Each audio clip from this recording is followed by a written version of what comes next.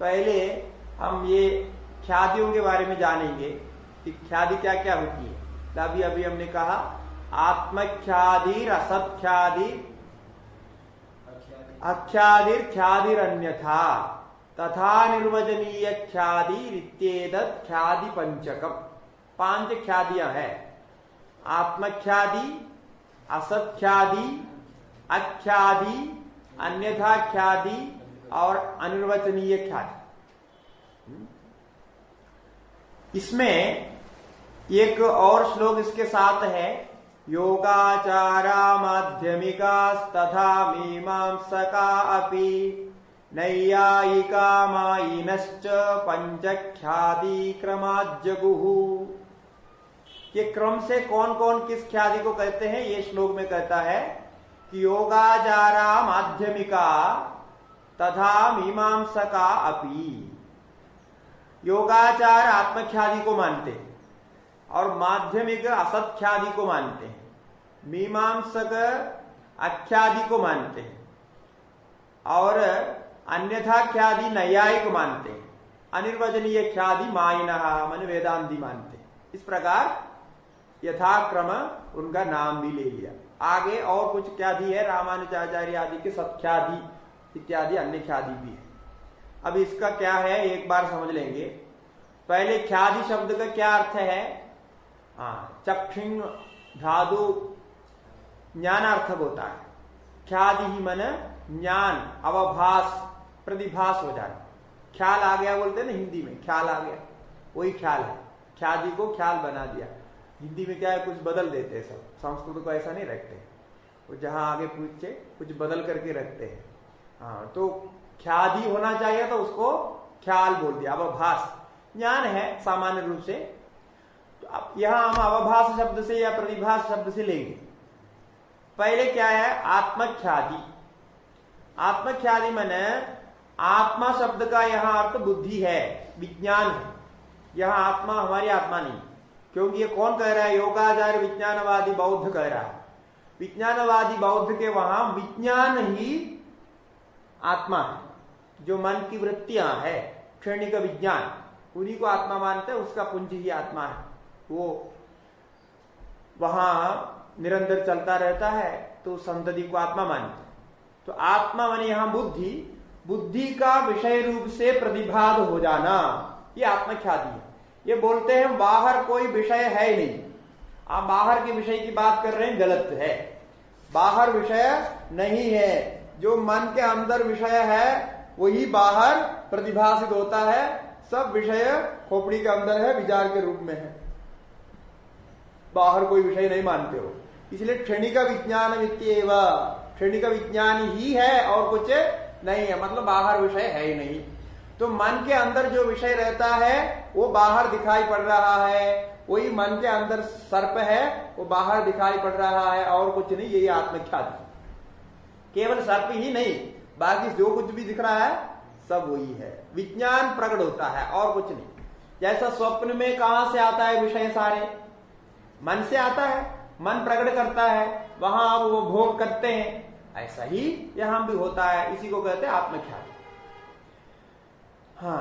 तो क्या हुआ कि यह रजत है, यह सर्प है इत्यादि जो बुद्धि है, यही अन्य में अन्य दिखने की बात है और कुछ वहां अन्यथा नहीं। विज्ञान को ही मानते हैं, यह आत्मख्यादिवादी है योगाचार। दूसरा है असत्ख्यादि। असत्ख्यादि माने शून्यवादी के मानना है, माध्यमिक शून्यवादी। तो असत्ख्यादि का अर्थ क्या है, असदो रजदादे है ख्यादि ही असत्ख्यादि ही। जो है ही नहीं, ऐसे जो असद रजदादि है इसकी प्रतीति होती है। जो है नहीं, शून्य है, ऐसा वहां दिखाई पड़ता है। वहां सर्प भी नहीं मिलता है, रजत भी नहीं मिलता है और उनकी दृष्टि से रज्जु भी नहीं मिलती है। रज्जु भी देखो तो वहां क्या है, रज्जु है वो नहीं है, वो रज्जु कुछ और चीज से बनी हुई है, वो नहीं होता है, सब दिखाई पड़ता है, असत है। ये शून्यवादी कहते हैं। और इसमें हमारे यहाँ वाचस्पति मिश्रा जी भी कुछ इस तरह के असत्ख्यादि को बोलते हैं, किंतु शून्यवाद से भेद है। उनका कहना क्या है कि प्रसिद्धयोर एव शुक्ति रजतयोर अलीक एव संबंधो भासते। वो क्या कहते हैं कि वो भी असत्ख्यादि बोलते हैं, किंतु बिल्कुल नहीं, ऐसा नहीं बोलता। पहले अन्यत्र प्रसिद्ध दो वस्तुओं का, एक रजत है एक शुक्ति है, ये अन्यत्र प्रसिद्ध है। रजत में रजतत्व तो बैठा हुआ है और शुक्ति में वो शुक्ति का तो बैठा हुआ है, दोनों अलग अलग रूप से प्रसिद्ध है। अब दोनों का आपने एक विशेष स्थिति में मिला दिया, मेल कर दिया उसका, इसलिए वो है ही नहीं, वो जो मेल किया हुआ नहीं बना। जैसे कि सींग है, सींग होता है किसको? बैल आदि को होता है, बैल है भैंस है सबको होता है, तो सींग तो है वहां। और मनुष्य भी होता है, मनुष्य होता है नहीं होता, तो मनुष्य बुद्धि इधर है, सींग बुद्धि इधर है। अब दोनों को आपने मिलाया तो क्या हो गया? नरसिंह हो गया, मनुष्य का सींग नहीं होता है, मनुष्य का सींग नहीं होता है, तो वो मिला करके रख दिया ना, तब क्या हो गया? मनुष्य का सींग क्या हुआ? असद हो गया। तो इसी प्रकार यहां भी है, ऐसा उनके कहना है। अब जहां तक सही है वो विचार करेंगे। अच्छा, उसके बाद है आख्यादिवादी। आख्यादिवादी मीमांसक है। न ख्यादि ही आख्यादि, ये प्रतीति जो आप कह रहे हैं ना, प्रतीति जो आप कह रहे हैं, आपको लग रहा है वो ही वहां नहीं है, क्योंकि इदम रजतम, इसमें जो इदम अंश है प्रत्यक्ष विषय हो रहा, इदम अंश को छोड़ के और कोई चीज वहां नहीं है, इसीलिए रजतांश वहां प्रकट ही नहीं है। जो इदम रजतम करके जिसमें आप बोल रहे हैं ना, यह रजत, इसमें है क्या? वहां यह मात्र है, वहां रजतांश वहां नहीं है, इसीलिए इसकी ख्याति नहीं है, उसका ज्ञान नहीं हो रहा। फिर हुआ क्या है कि चक्षुरादि सन्निकर्ष नहीं होने से रजत को हम नहीं मान सकते वहां। तो रजतम यदि क्या है? वो स्मृति है, वो अलग चीज है। रजत करके जो आपको हो रहा है वो अलग है, वो कहीं अन्यत्र स्मृति में बैठा हुआ है। और यहां क्या हो रहा है? इदम अंश है। और सन्निकर्ष, चक्षु का सन्निकर्ष किससे हुआ? केवल इदम अंश से हुआ, रजत से हुआ है क्या? नहीं हुआ, इदम अंश से हुआ। इदम अंश से सन्निकर्ष होने से केवल इदम अंश ही वहां है, रजतांश का सन्निकर्ष नहीं हुआ। रजतांश स्मरण में है, तो एक वहां है एक इधर है, दोनों अलग अलग है। आप जो है गलती से दोनों को मिला दिया, इसीलिए रजतम अंश का ख्याति ही नहीं है। अख्यादि का मतलब रजतांश का ख्याति नहीं, केवल इदम अंश का ख्याति है। रजतांश फिर कहां है? स्मृति में है, तो स्मरण मन में है और सन्निकर्ष इदम अंश का है, दोनों का आपने मिला दिया, इतना ही किया। तो इसका मतलब क्या हुआ कि ख्याति नहीं हुई वहां, रजत ख्याति नहीं हुई, रजत का प्रतिभास नहीं हुआ, केवल इदम अंश का प्रतिभास हो गया, इसलिए उसको आख्यादि कहते हैं। ये मीमांसकों की मान्यता है, क्योंकि वो ऐसे कोई संबंध करके उसको अलग से प्रक्रिया नहीं बनाते हैं, ये मीमांसक बोलते हैं। हाँ, इसी को मानते हैं। चतुर्थ सूत्र में आएंगे, इसके बारे में विचार है। अन्यथा ख्याति ये प्रसिद्ध है, नैयायिकों की अन्यथा ख्याति है। अन्य से अन्य रूपेण प्रतीति, सामान्य रूप से अन्य जो है अन्य रूप से दिखता है, इसमें ना अतस्मिन तद्बुद्धि हो जाती है। तो अन्य प्रकार से युक्त वस्तु में अन्य प्रकारता, यानी रजतत्व प्रकार वाला रजत है वहां, किंतु यहां क्या हो गया? रजतत्व प्रकार का ज्ञान सुक्ति वस्तु में हो रहा है। सुक्ति वस्तु में क्या रहेगी? सुक्तित्व प्रकार तो रहेगा, रजतत्व प्रकार तो नहीं रहता, किंतु रजतत्व प्रकार को सुक्तित्व प्रकार में मान लिया, तो आतस्मिन तद्बुद्धि हो गया। तद्बुद्धि माने रजतत्व प्रकार बुद्धि। और कहां हुआ? रजतत्व अभाववती सुक्तौ, रजतत्व अभाव वाले सुक्ति में रजतत्व प्रकारक ज्ञान हो गया। तो प्रकारक ज्ञान रजतत्व ही है, किंतु कहां हुआ? अधिष्ठान कहां है? वो सुक्ति है, इसलिए अन्यस्य अन्य प्रकार का ज्ञान हो जाना, ये अन्यथा ख्याति प्रसिद्ध है नैयायिकों की। ठीक है। अब उसके लिए वो क्या बोलते हैं वहां, जैसा आपने बोला दोष, अनेक प्रकार के दोष है, इंद्रिय दोष, प्रमात्र दोष और देश काल आदि की दोष इत्यादि बहुत सारे दोष रहते हैं। दोष रहने के कारण ऐसा दिखाई पड़ता है। अब पांचवा है अनिर्वचनीय ख्याति। यह अनिर्वचनीय ख्याति क्या है कि सत्व रूप से असत्व रूप से निर्वचन नहीं कर सकता है जो रजत आदि दिखाई पड़ते हैं। सत्व रूप से भी नहीं कर सकता है, असत रूप से भी नहीं कर सकता है। तो सत असत रूप से नहीं कहा जाता है, इसलिए इसको अनिर्वचनीय ख्याति बोलते हैं। क्यों नहीं कहा जाता? तो रजत सत नहीं है। क्यों?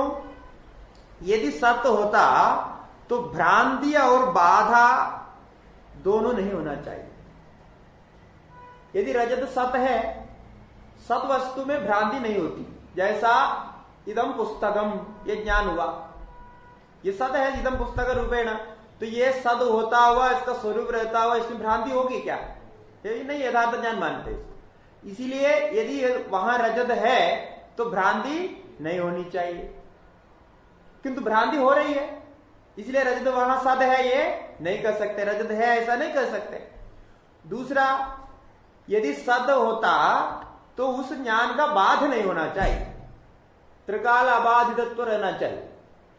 क्योंकि सत्य का लक्षण क्या है? यद्रूपेण यद निश्चितम तद्रूपम न व्यभिचरति तत्सत्यम, ये होना चाहिए। जिसको जैसा जान लिया उसका ज्ञान वैसा ही बना रहे, वो सत्य होता है, सत्य होता है। अब यहां ऐसा नहीं हो रहा है। क्या हो गया? पहले रजत करके जाना, बाद में संवादी ज्ञान जब हुआ तो वो श्रुति निकला। संवादी ज्ञान जानते हैं? एक संवादी ज्ञान, एक विसंवादी ज्ञान होता है। ये सब पारिभाषिक शब्द है। ये संवादी ज्ञान क्या है कि कोई भी चीज को आपने जान ली, इदम अयम इयम करके कोई भी चीज सामने है उसको जान ली, जानने के बाद जाके देखा, स्पर्श करके देखा, वो तो वहां ऐसा ही मिलता है ना। दूर में रजत पड़ा हुआ है, चांदी है, ऐसा आपने देखा, ये ज्ञान हो गया, इदम रजतम ज्ञान हो गया। फिर आप स्वयं चल करके वहां जाता है, जाके उसको स्पर्श करके देखता है, हिला करके देखता है, हाथ में उठा करके देखता है, सूंघ करके देखता है। सब पंचेंद्रियों का विषय होना चाहिए, वो पंचेंद्रियों का विषय देखता है, उसका लक्षण चमक होना चाहिए, चाकचक्य होना चाहिए, सब वो देखता है। फिर तोड़ के देखता है, सब करके देखता है। तो होने के बाद क्या निकला? रजत ही निकला, चांदी ही निकली है। तो उस ज्ञान को कहते हैं संवादी ज्ञान। जो ज्ञान हुआ उसी के अनुसार उसका प्रयोग प्रत्यक्ष भी अनुभव में आ गया। सर्प है करके देखा, ज्ञान हुआ, और ढूंढने गया सर्प को, वहां जाके देखा तो सर्प मारने को नहीं मिला। मारने गया था किंतु नहीं मिला, वहां रस्सी पड़ी थी, रस्सी को क्या मारना था, वो नहीं हुआ। तो जो ज्ञान हुआ उसका संवाद नहीं हुआ, विसंवाद हो गया, वो विरुद्ध हो गया। ऐसा विरुद्ध ज्ञान को विसंवादी ज्ञान कहते हैं, और विसंवादी ज्ञान गलत होता है। इसलिए नैयायिक कहते हैं सारे ज्ञान की परीक्षा होनी चाहिए, संवादित्व के द्वारा परीक्षा होनी चाहिए। इसलिए वो स्वतः प्रमाण नहीं मानते हैं, परद प्रमाण मानते हैं। तो इसीलिए यहां कह रहे हैं कि यहां बाध हो जाता है कि इदम रजतम करके जो ज्ञान हुआ उसको कालांतर में बाध होकर के इदम रजतम नहीं, ऐसा ज्ञान होता है, उसका संवादी ज्ञान नहीं होगा। इसीलिए वो भ्रम होना चाहिए। इसलिए भ्रम होना मतलब वो सत्य नहीं होना चाहिए। नहीं, अनुव्यवसायिक ज्ञान तो दूसरा है। अनुव्यवसायिक ज्ञान जो घाट को जानने के बाद जो ज्ञान होता है वो अंदर होता है, वो संवादी ज्ञान। ये विसंवादी ज्ञान में भी अनुव्यवसायिक ज्ञान होता है। अब जैसा अयम सर्प है, आपने जान लिया, मैं सर्प को जान लिया, यही तो आपको होता है। ये सर्प दिखाई पड़ा, मैंने जान लिया, वो विसंवादी ज्ञान, अनुव्यवसायिक ज्ञान हो जाता है उसमें। ठीक है ना। अच्छा, इसलिए क्या है अनिर्वचनीय ख्याति में ये पहले वाला सत्व नहीं आ सकता। दो कारण बताए, सत्व हो तो भ्रांति नहीं होनी चाहिए, दूसरा उसका उस ज्ञान का बाध नहीं होना चाहिए। जो ज्ञान बाधित होता है वो ज्ञान सत्य नहीं है, क्योंकि सत्य का लक्षण में ऐसा भाष्यकार ने तैत्तिरीय में कहा। ठीक है। अब क्या है, यह असत हो सकता ना, आप ये असत, इसको असत्य भी नहीं कर सकता।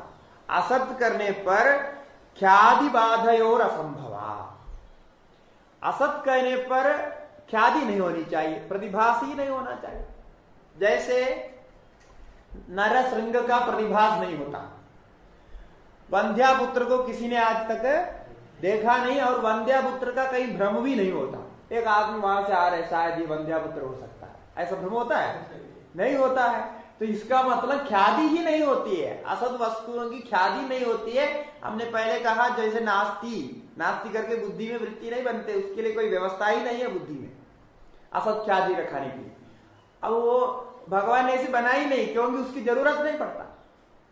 वो ख्याति जितने भी होती है वो पूर्व संबंध से होता है, एक्शंस का थॉट प्रोसेस नहीं होता, हमेशा कुछ ना कुछ उसमें जोड़ करके होता है। एक्शंस को हम मान करके चलते हैं, लेकिन कंप्लीट एब्सेंस नहीं होता, किसी का कोई एब्सेंस ऐसा नहीं होता। तो यहां जो है ख्याति नहीं होनी चाहिए, किंतु ख्याति हो रही है। ख्याति होने पर आपको किसी न किसी प्रकार से उसमें कुछ सत्व अंश मानना पड़ेगा, अत्यंत असत नहीं कह सकते। दूसरी बात, बाध भी नहीं होना चाहिए। अब बाध जैसा वंध्यापुत्र आदि का बाध नहीं होता, ख्याति भी नहीं होता है, बाध भी नहीं। बाध होता है क्या? अब बाध वहां होता है जहां पहले वंध्यापुत्र जैसा मान लिया हो, फिर बाद में खंडन कर दिया हो, ऐसा जगह पे बाध होगा। अब यहां ज्ञान हुआ ही नहीं तो बाध कहां से होना? समझ में आ रहे? तो चार चीजें बताई। एक तो सत नहीं हो सकता, कारण क्या है? सत यदि है तो भ्रांति नहीं होना चाहिए और उस ज्ञान का बाध नहीं होना चाहिए। प्रमाणांतरेण बाध होता है, एक प्रमाण से जाना हुआ, प्रमाणांतर से जान लिया तो बाध कहते उसको। तो प्रमाणांतर से जाना नहीं होना चाहिए, बाध नहीं होना चाहिए। एक तो सत के निराकरण। और असत भी नहीं हो सकता, क्योंकि यदि असत है, अत्यंत असत है, उसकी ख्याति ही नहीं होती। ख्याति हो रही है, इसीलिए वो असत नहीं कर सकता, और उसका बाध भी हो रहा है, इसलिए भी असत नहीं कर सकता। क्योंकि अत्यंत असत का बाध भी नहीं होता, कुछ है ही नहीं तो क्या बाध करना? वृत्ति बनी नहीं तो उसका निवारण करने की आवश्यकता नहीं। तो ये चार को याद रखना, ये चार ही अनिर्वचनीय ख्याति की व्याख्या है। इस प्रकार से, उस प्रकार से, ऐसा है। इसका मतलब आप बोलते नहीं है ऐसी बात नहीं बोलते हैं, असद रूप से, असद रूप से नहीं होने पर भी आप काम चला रहे हैं, इसका मतलब वो कोई ख्याति है, वो ख्याति का नाम अनिर्वचनीय ख्याति। कई लोग समझते हैं वेदांत को ठीक से प्रक्रिया से नहीं पढ़ने के कारण भ्रमित हो जाते हैं, अनिर्वचनीय ख्याति को असत मानते हैं, अनिर्वचनीय ख्याति और असत एक है ऐसा मानते हैं। बिल्कुल गलत है। अनिर्वचनीय ख्याति असत से अलग करके बोलता है, सत से भी अलग करके बोलता है, बिल्कुल है ही नहीं ऐसा नहीं। जैसा अभी माया रूपम इदम प्रपंचम बोलने से, ये प्रपंच माया है बोलने से समझता है असत है। असत कहने का तात्पर्य नहीं माया प्रपंच का, माया प्रपंच का तात्पर्य है ये अनिर्वचनीय है, सत्य रूप से, असत रूप से, तत्व अन्यत्व रूप से ये नाम रूपों की व्याख्या नहीं कर सकते। ये नाम रूपों को सद मानो तो भी नहीं बनेगा, यही स्थिति हो जाएगी वहां, और असद मानो तभी नहीं बनेगा। असद मानने से ख्याति भी नहीं होना चाहिए, बाध भी नहीं होना चाहिए, और सद मानने से भ्रम नहीं होना चाहिए, बाध नहीं होना चाहिए। इसीलिए यह नाम रूपादि मिथ्या है, माया कल्पित है, ऐसा मानते हैं। इसलिए माया कल्पित को शून्य अभाव नहीं समझना, मिथ्या को भी शून्य अभाव ऐसा नहीं समझना, और अनिर्वचनीय ख्याति को भी अभाव ऐसा नहीं समझना, बिल्कुल है ही नहीं ऐसा नहीं समझना। जो है ही नहीं बोलने वाले दूसरे है, शून्यवादी है, वो अख्यातिवादी है, नहीं असत्ख्यातिवादी है।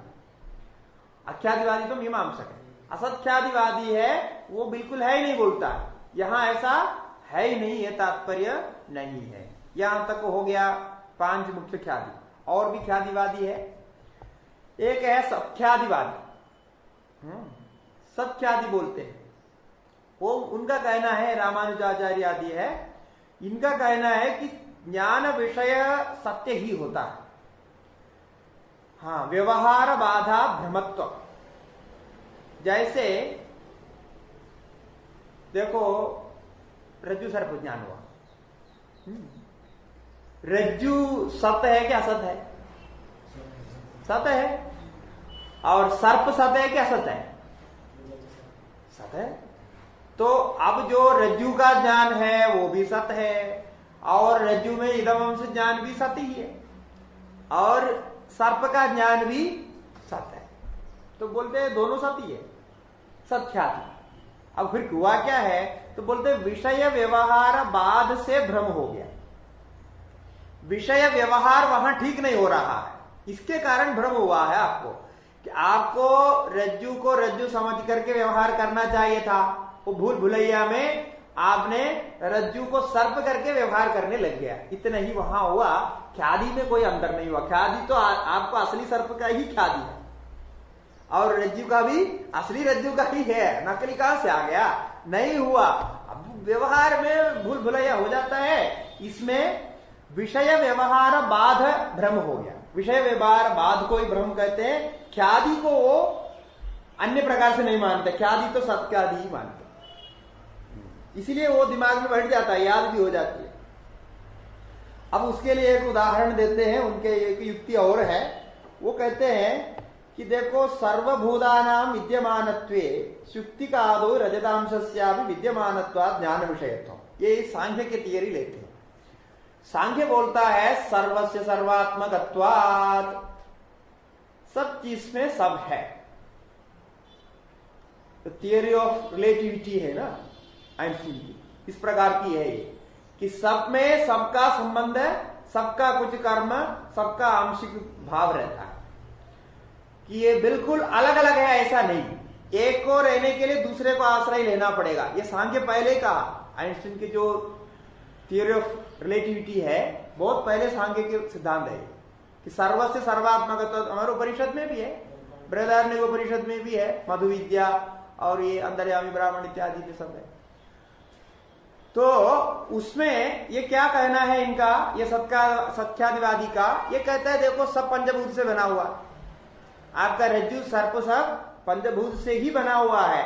इसीलिए ये मानना पड़ेगा कि जो रजतांश में जो पंचभूत है, जो कर्मादि है वहां, वो सर्पांश में भी है, और सर्पांश का कुछ संबंध है रजतांश से भी है। ऐसा दोनों का संबंध, कुछ ना कुछ संबंध है। ये रजतांश पंचभूत निर्मितत्वेन परस्पर आश्रितत्वेन सर्वस्य सर्वात्मकत्वेन वो सत्व सब में रहता है।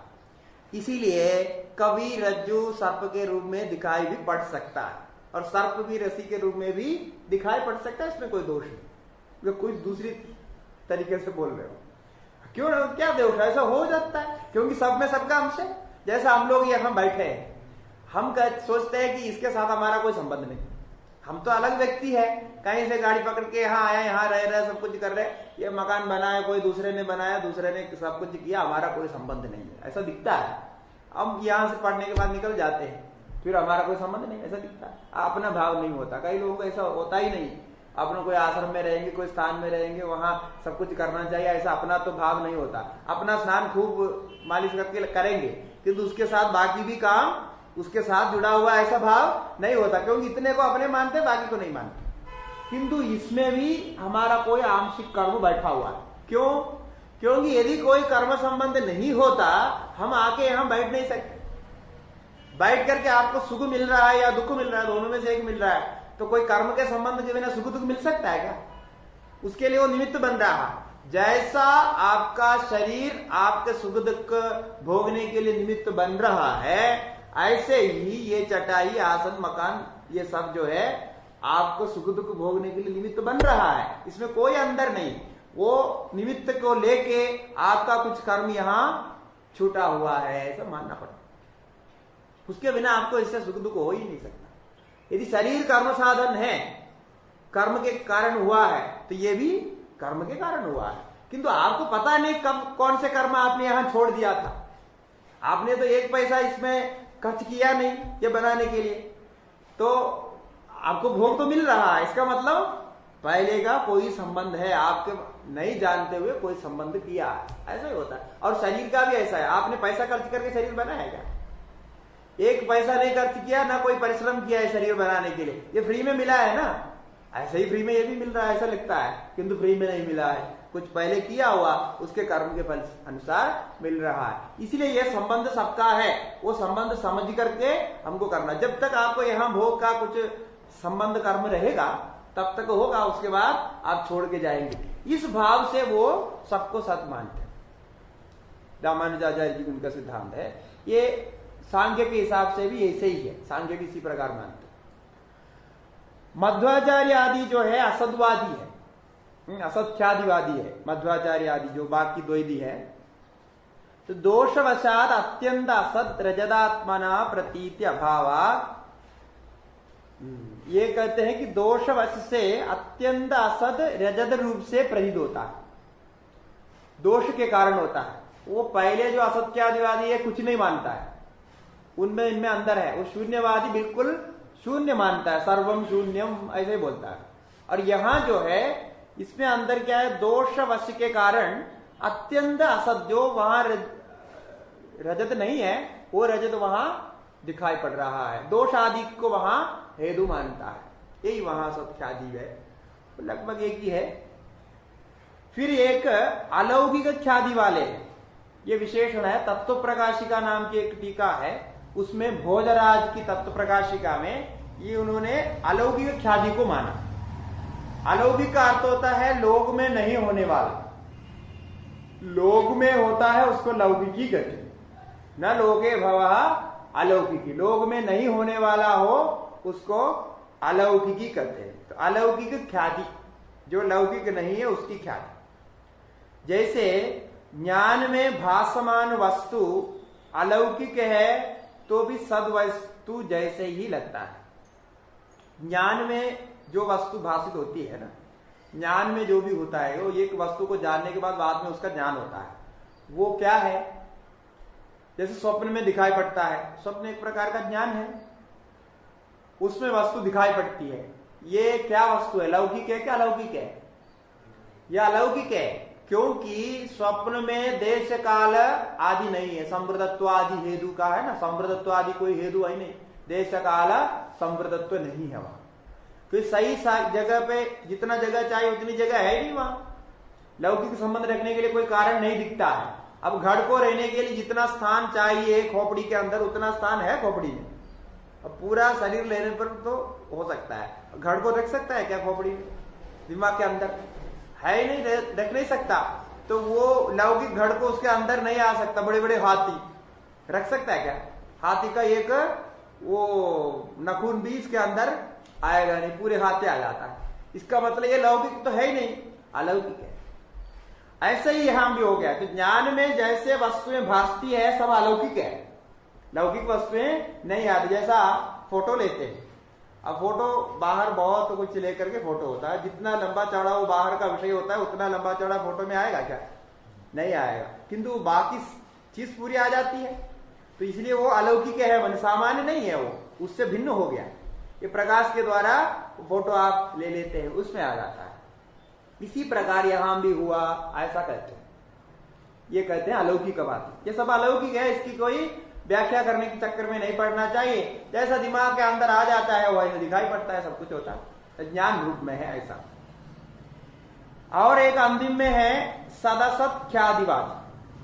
सदसत ख्यादि ये सांख्य की ही एक प्रक्रिया में है। ये सदसत ख्यादि सांख्य का एकदेशी है। विज्ञान भिक्षु नाम के एक बहुत बड़े आचार्य हुए सांख्य के, उन्होंने योग सूत्र पर वार्तिक लिखा है और सांख्य सूत्रों की व्याख्या भाष्य भी लिखे हैं, बहुत सारे अन्य भी ग्रंथ लिखे हैं, योग सार इत्यादि। तो विज्ञान भिक्षु नाम के हैं, तो उन्होंने ये कहा कि ये सदसत ख्यादि है, अनिर्वचनीय ख्यादि नहीं। फिर क्या? सदसत ख्यादि है, सद भी है असद भी है, दोनों है। जैसे रजत अंश में आप देखिए, रजत के विषय में इदम अंश जो है सद है और रजतांश असद है, दोनों मिलके वहां हो रहा है, एक को छोड़ने पर नहीं होता सदसत ख्याति। किंतु वास्तव में ये सदसत ख्याति हो ही नहीं सकते, या तो सद है तो वहां है, असद है तो नहीं है। फिर सद है तो बाधित नहीं होना चाहिए, असद है तो प्रतिभाद नहीं होना चाहिए, हमारा ये तर्क लग जाएगा। इसलिए सबको समझा करके बिल्कुल उचित ढंग से वेदांत अनिर्वचनीय ख्याति को मानता है, क्योंकि बाकी कोई भी ख्याति की आप परीक्षा करके देखेंगे इनका कोई गुंजाइश नहीं मिलता, छोड़ना पड़ता है। वो न्याय युक्ति संगत अनुभव से मेल नहीं खाएगा, अनिर्वचनीय ख्याति को ही मानना पड़ेगा, क्योंकि हम युक्ति से उसको समझना चाह रहे हैं। अनुभव तो वहां दिखाई पड़ रहा है, युक्ति से समझना चाह रहे हैं। तो युक्ति तो यही है कि सदरूप से भी असद रूप से भी निर्वचन नहीं कर सकता। हम निर्वचन करने की कोशिश कर रहे हैं, तो नहीं कर सकता करके वापस आना पड़ेगा, क्योंकि सदरूप से करने जाएंगे दो दोष बताया, क्योंकि सदरूप से करने जाएंगे तो भ्रम और बाध नहीं होना चाहिए, असद रूप से करने जाएंगे तो ख्याति और बाध नहीं होना चाहिए, किंतु हो रहा, ये ख्याति भी हो रही है और बाध भी हो रहा है, भ्रमित भी हो रहा है, ये तीनों है, इसलिए उसको अनिर्वचनीय ख्याति में मानना पड़ेगा। ये बताना चाह रहे हैं भाष्यकार, तो वही बताया पहले, इसको आगे सूचित भी करेंगे, किंतु इसको स्पष्ट करने के लिए इसको बोलते हैं स्थूना निघनन न्याय। एक खंबा को गाड़ना चाहते आप, हिला हिला करके बिठाएंगे, हिला हिला करके बिठाया तो वो बैठ जाता है, और खाली ऐसा रख दिया तो बाद में कोई हिला दे तो गिर जाता है। ऐसा नहीं होना चाहिए, हिला हिला के करना पड़ेगा।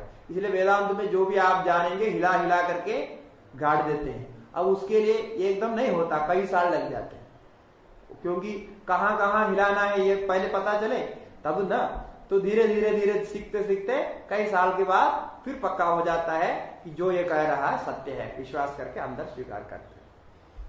ये ख्यातियों के बारे में हो गई, तो भाष्य फिर आगे देखेंगे।